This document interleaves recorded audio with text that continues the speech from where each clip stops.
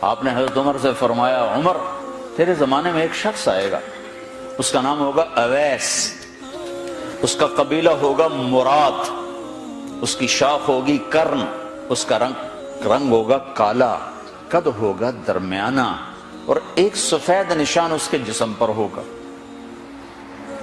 جب وہ آئے تو تم اس سے دعا کرانا، علی تو بھی کرانا، عمر تو بھی کرانا، اور میں قسم کھا کے کہتا ہوں کہ اویس جیسوں سے دنیا بھر جائے تو عمر و علی کے ایک بدن کے بال کے برابر نہیں، لیکن اس کے ذریعے سے ایک پیغام آگے پہنچانا تھا۔ تو حضرت عمر اور حضرت علی حیران ہو کر دیکھنے لگے کہ ہمیں کہا جا رہا ہے کہ اویس سے دعا کروائیں، وہ ہم صحابی وہ تابعی۔ تو آپ نے فرمایا اس نے ماں کی ایسی خدمت کی ہے، جب وہ ہاتھ اٹھاتا ہے تو اللہ ہاتھ واپس خالی موڑتا ہی نہیں۔ یہ پیغام پہنچانا تھا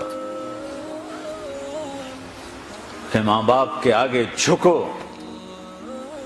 جس دیش میں آپ رہتے ہیں یہاں کام کی رفتار بہت تیز ہے، ماں باپ اگر موجود ہیں تو کم ہی خوش نصیبوں والے ہیں جن کو کچھ اولاد کی خدمت ملتی ہے، ورنہ دیواروں کے ساتھ ہی زندگی گزر رہی ہوتی ہے۔ تو عمر رضی اللہ عنہ جب خلیفہ بنے تو ہر سال حج کرتے تھے، ہر سال ان کو ڈھونڈواتے۔ اب مجھے یہ نہیں پتا درمیان کے کوئی سال ہوں گے کہ ایک سال آپ نے حج پر سارے حاجی اکٹھے کر لیے، ایسے اپنے سامنے کا کھڑے ہو جاؤ بھائی، سب کھڑے کر لیے، کہنے لگے بیٹھ جاؤ سارے یمن والے کھڑے رہو، تو سارے بیٹھ گئے، یمنی کھڑے رہے، کہ سارے یمن والے بیٹھ جاؤ، قبیلہ مراد والے کھڑے رہو، تو سارے یمنی بیٹھ گئے، مراد والے کھڑے رہے۔ اس سال میں یمن گیا جماعت میں تو اویس کرنی کے گاؤں گیا، ان کی جگہ پیدا ہوئے، جو ان کا قبیلے کے لوگوں سے ملا، اس علاقے سے گزرا، دیکھا کہ اچھا یہاں وہ ہستی پیدا ہوئی تھی۔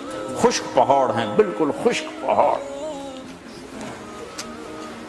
پھر آپ نے کہا مراد والے بیٹھ جاؤ، قرن والے کھڑے رہو، تو صرف ایک آدمی باقی بچا۔ تو آپ نے اس سے پوچھا تم قرنی ہو؟ کہ جی ہاں۔ اویس کو جانتے ہو؟ کہ جانتا ہوں، میرا سگا بھتیجا ہے، میرے بھائی کا بیٹا، لیکن وہ تو تھوڑا پاگل سا ہے، آپ اس کا کیوں پوچھ رہے ہیں؟ تو عمر رضی اللہ تعالیٰ عنہ رونے لگے، کہا وہ نہیں، تو پاگل نظر آتا ہے۔ پھر آپ نے پوچھا کدھر ہے؟ آیا ہوا ہے حج میں؟ ہے؟ کہ جی ہے۔ کدھر ہے؟ کہ جو اونٹ چرانے نکلا تھا عرفات کی طرف۔ تو حضرت عمر نے حضرت علی کو ساتھ لیا اور دوڑ لگائی اور پہنچے عرفات کی طرف، تو دیکھا تو ایک آدمی ایک کیکر کے درخت کے نیچے نفل پڑھ رہا اور اونٹ اس کے چاروں طرف چر رہے۔ تو یہ دونوں حضرات بیٹھ گئے، تو انہوں نے اویس نے محسوس کیا کچھ آ گئے لوگ، تو انہوں نے نماز مختصر کر دی، سلام پھیرا۔ تو حضرت عمر نے پوچھا کون ہو بھائی؟ کہا جی مزدور ہوں۔ کہا تیرا نام کیا ہے؟ کہا جی اللہ کا بندہ۔ کہا بھائی ہم سارے کے بندے ہیں، میں پوچھ رہا ہوں جو نام تیری ماں نے تیرا رکھا وہ کیا ہے؟ تو وہ تو پہچانتا نہیں تھا کہ عمر کون ہے، علی کون ہے، وہ تو پہلی دفعہ حج پہ تھا۔ وہ کہنے لگا تم کون ہو میرا انٹرویو کرنے والے؟ انٹرویو تو میں اپنی طرف سے کہہ رہا ہوں۔ میں کہا تم کون ہو میرا پوچھنے والے؟ تو حضرت علی بولے یہ امیر المومنین ہیں عمر بن خطاب، اور میں ہوں علی بن ابی طالب۔ پھر وہ ایسے ایک دم گھبرائے، دونوں کو سلام کیا، میں معذرت چاہتا ہوں میں نے پہچانا نہیں۔ تو عمر رضی اللہ عنہ نے فرمایا ہاتھ اٹھا، ہاتھ اٹھا۔ برمنگم والوں کو پیغام پہنچے کہ ماں کی خدمت کیسے کی جاتی، کہ عمر جیسا ہاتھ اٹھوا رہا ہے، علی جیسا، علی جیسا۔ تو وہ کہنے لگے میں آپ کے لیے کیسے ہاتھ اٹھاؤں، میری اوقات ہے کہ میں آپ کے لیے دعا کروں؟ کہاں، ہمیں ہمارے نبی کا حکم تھا کہ اویس آئے تو اس سے دعا کروانی ہے، کہ جب وہ ہاتھ اٹھاتا ہے تو وہ ہاتھ خالی نہیں آتے۔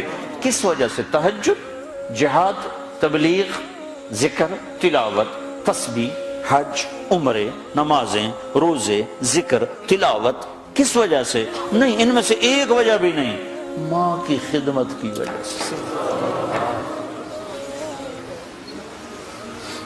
پھر ایک اور جگہ آپ نے فرمایا کہ لوگ جب جنت میں چلیں گے تو اویس بھی چلے گا، جب جنت کے دروازے پر پہنچے گے تو اللہ تعالیٰ فرمائیں گے اویس کو روک لو، باقی کو جانے دو۔ تو اویس گھبرا جائیں گے، کہیں گے یا اللہ مجھے کیوں روک لیا ہے؟ تو اللہ تعالیٰ فرمائیں گے ٹھہر جاؤ، جانے دو ان کو۔ ہاں بھائی، اب یہ سامنے جہنم کے لوگ کھڑے ہوئے ہیں، تو شفاعت کر، تیری طفیل لاکھوں انسانوں کو جنت میں ڈالو۔ تجھے اس لیے روکا ہے کہ تو شفاعت کر، جدھر تیری انگلی اٹھتی جائے گی ان کے لیے جنت لکھتی چلی جائے گی، ان کے لیے جنت لکھتا چلا جاؤں گا، جدھر جدھر تو انگلی اٹھائے۔ صرف پونڈ ہی سب کچھ نہیں، مائیں بھی بہت کچھ ہے۔